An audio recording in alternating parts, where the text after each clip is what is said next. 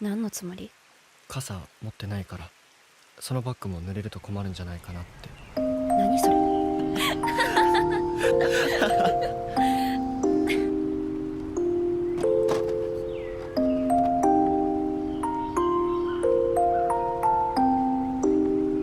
？Have y'all ever seen an adaptation of one of your favorite books, one of your favorite series, and after you finish it, you're like, damn, that kind of sucked, but it was still good, I guess?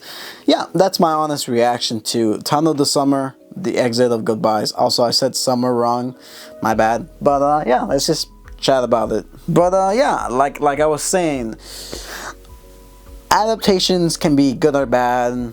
Like, there's a lot of them. There's a lot of good ones, there's a lot of bad ones. A perfect example for me is World War Z. The film version is entirely different from the book version. I absolutely love World War Z, the novel or the book. It's one of my favorite books of all time, but the film completely ruined it. I mean, Brad Pitt was pretty cool, but the film adaptation was literally not it. The book was way better. Anyone will tell you that. Same thing with Tunnel of the Summer. A lot of fans of the original source material absolutely despise the adaptation of this film, mostly because it butchered pretty much everything and the storyline, from the characters to major plot points to just about everything besides the animation and the beautiful OST. It wasn't that great, and I kind of have to agree with them as someone who hasn't actually read the light novel. To that, I did start on it, but I ended up losing my book somewhere. I can't find it, so I'm probably gonna order a new one. Speaking of books, I actually been reading a lot of light novels lately, specifically the 86 light novel. I'm on volume 12. I just started it, pretty good. And let's see, I'm reading the sequel series, sort of not so sequel, to Tunnel of the Summer, Wait for Me, Yesterday in Spring. It is really good. I'm a few chapters in. I absolutely love the mystery aspect to it. Maybe I'll do some book reviews eventually. And I'm also reading this space isekai, Reborn as a Space Mercenary, I Became the Strongest. Super funny book. I absolutely love it. My anime adaptation, and I'll do a video on that eventually too. But yeah, I've just been reading a lot of light novels lately, a lot of new manga, and yeah, I'm getting off topic. But anyways, yeah, Tunnel of the Summer. Let's just chat about it because I got a lot to say about this. Also, spoilers beware. So yeah. So essentially, this premise follows two characters, Anzu and Kaoru. As they go on a journey, they become friends, and along the way they discover this hidden tunnel which is known as a myth in their local town. And the minute they go into this supposed tunnel, this tunnel is supposed to grant you one wish, but in doing so it takes something that means the most to you, and by doing so it takes time. It takes the passage of time away from you. This tunnel acts differently. The minute you enter it, time on the outside speeds up while time on the inside constantly slows to the point where you don't really age. It's almost like, okay, you're in there, nothing is happening, but on the outside, seconds, hours, days can go by. So if you spend like 60 seconds inside of the tunnel, you're gone for like 3 days outside in the real world, kind of like the hyperbolic time chamber from Dragon Ball. That's essentially the logic of the tunnel, the mystical tunnel that's able to grant you any type of wish. And we follow our main protagonist, Kaoru. Kaoru is basically this loner. He doesn't really talk to anyone. He mostly keeps to himself. The reason he is the way that he is, big spoiler, is that he's kind of the reason that he lost his sister. And ever since that day he lost his sister, his dad became an alcoholic. His dad became very abusive. His dad became very neglectful, and he constantly blames his son for, hey, this is your fault, we lost our sister because of this. And Kaoru doesn't really talk to his dad. He doesn't really want to confront this past because he knows he's the reason his sister died, and it's for such a childish reason, because he told his sister to basically F off when they were little kids, and she ended up, yes, an accident happened and she died, and that was pretty much the last thing Kaoru said to his sister, which ultimately traumatized him, and he blamed himself for that reason, and his dad blamed them ever since then. And his parents got divorced, so he's just been kind of like that. Along the way he meets Anzu. Anzu's this very interesting character. She's also not too popular. She gets into constant troubles. She even slaps another person in school, and along the way both of these characters ultimately team up to discover this mysterious tunnel that is gonna grant some sort of wish. And as we learn at Anzu's backstory, both of her parents don't really trust her. They let her live alone in this small town because she wanted to be a manga artist. Her only wish is to get the special papers that her grandfather had. Her grandfather was a manga artist, but no one believed in his talent. He was pretty much a failed manga artist. And because of that, even though she wants to be a manga artist, her parents don't really care about that because they saw how her grandfather threw his life savings away. He threw everything into making a manga that absolutely no one read, absolutely no one is going to care about. Because at the end of the day, if you are not successful in your passion, that means nothing if that provides no income. Because of her grandfather going into debt, it brought Anzu's dad into severe debt. Like, he pretty much had to draw his own savings to support his grandfather for doing his passion. It pretty much led to nowhere. And we follow these two characters as they explore, try to understand one another, and it's really beautiful because along the way they ultimately fall in love. And Kaoru ultimately ends up tricking Anzu by saying, hey, I'm going to this tunnel, goodbye, please fulfill your dream, because if there's one thing I want you to do, I want you to have a happy and successful life. It's too late for me. I'm going to try to grant my wish. My only wish for you is to move on, to be a better person, to be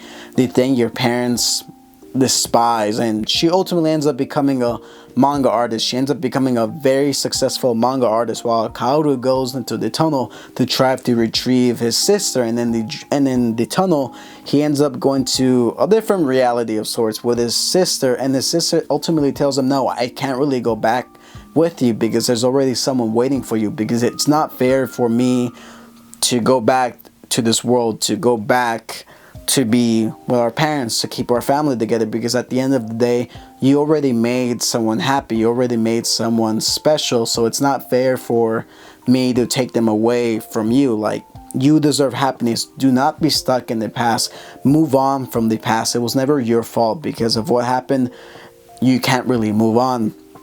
So at the end of the day, Kaoru ultimately leaves the tunnel, and he's there, and he tracks down Anzu, and ultimately years have gone by. For him, it was only like a day or so inside of the tunnel, but on the outside world, it's been 8 years. And in those 8 years, Anzu became a talented manga artist, but every day she carries an umbrella, Kaoru's umbrella, which she retrieved from him at the beginning of the film, when he offered her an umbrella and said, hey, it's raining, you need this umbrella.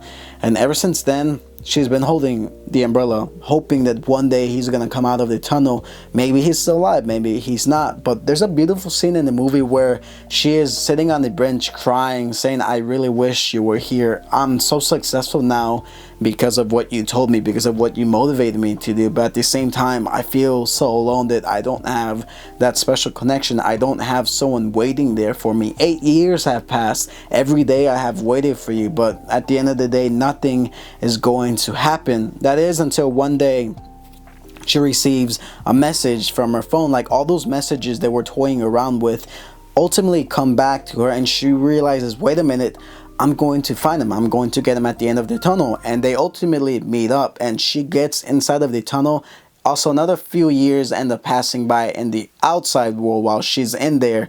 So pretty much she waited 13 years to be with him, which is honestly such a beautiful scene when they ultimately get together, when they ultimately finally meet after all these years. After Kaoru being trapped in the tunnel, he realizes, damn, this is beautiful. I really hope we can move on from this. Aside from the story aspect, which I found to be very entertaining, which I found to be very interesting, a lot of key plot points were kind of missed. Like, it felt like they crunched down time to make for the hour and a half. I feel like this should have been like a 2 hour and a half film to add more details, because there was a lot of gaps missing, such as we could have seen more backstory to Kaoru's family, what happens after he gets trapped in the tunnel? Does his dad change? Does his dad stop being an alcoholic? Does his dad look for him outside of the tunnel? Because yeah, his son went missing for almost 8 years, for almost a decade, and like we saw nothing of the backstory between his dad or whatever. How did the other students react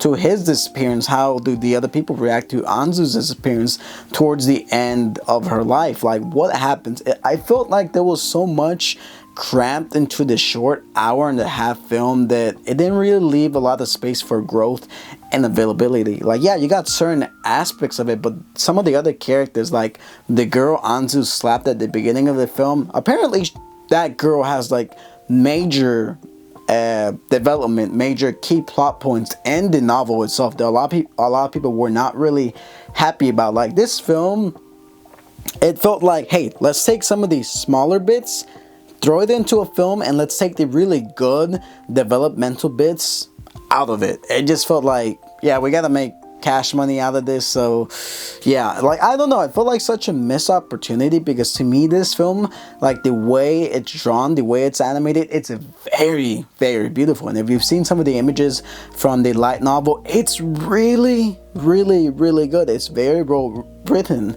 but yeah, it just felt like such a missed opportunity. You could have had the next Silent Voice, the next I Want to Eat Your Pancreas, because I'm not gonna lie, the ending to this film actually got me. Also, when Anzu was crying on the bench, yeah, that was really sad. It genuinely got to me. This is such a beautiful film that felt terribly, terribly executed, in my honest opinion, and a lot of people tend to agree that this film was good animated, good scenes and whatnot, but story wise it just felt like bits and pieces are missing. There's so much missing, there's so much context missing, that it felt like, why was this film even made to begin with? Like, what was the point of making this? Like, to me this could have been so much better. Like, I haven't even read the novel, and I know just by watching it, things were missing, critical things were missing.